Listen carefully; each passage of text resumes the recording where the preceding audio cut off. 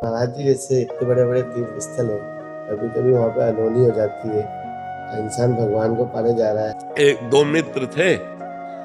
एक जब सयाने हुए तो शराब पीने लगे, गंदे आचरण करने लगे, वैश्यागमन, जुआ खेलना, शराब पीना, ऐसे सब। और एक था रोज गंगा नहाने जाना, भजन करना, शास्त्रों का स्वाध्याय करना। तो बहुत दिनों के बाद दोनों मित्र मिले। दूर से देखा वो गंगा नहाने वाला आ रहा है। जो गंगा नहा के आ रहा तो एकदम नीचे देखा तो खजूर का कांटा घुस गया उसके पैर में। नंगे पैर गंगा नहाने गया था और उसके ठोकर लगी जो पाप कर्म करता था। तो एक थैली मिली असरफियों की। तो उसने कहा रोज गंगा नहाता है, राम राम रटता है, क्या हुआ, देख खजूर का कांटा, मैं मनमानी आचरण करता हूं और देखिए थैली मिली।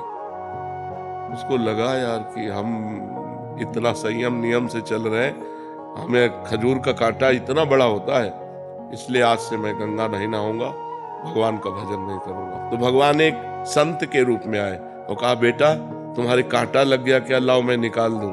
तब उनका बेटा तुम्हें उसे पूर्व जन्म की बातें याद नहीं, तुम्हारा पूर्व जन्म में इस समय तुम्हें सूली की सजा मिलनी थी, खजूर के कांटे से इसलिए निकल गई कि तुम गंगा नहाते हो, नाम जप करते हो, और इसे चक्रवर्ती सम्राट होना था।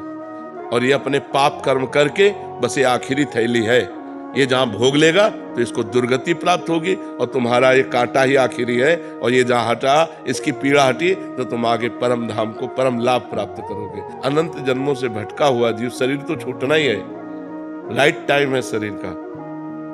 और अगर वो हरिद्वार में शरीर छोड़ता है, वो वृंदावन में शरीर छोड़ता है, काशी में छोड़ता है, उसे भगवान की प्राप्ति हो जाएगी। कितना बढ़िया लाभ मिला।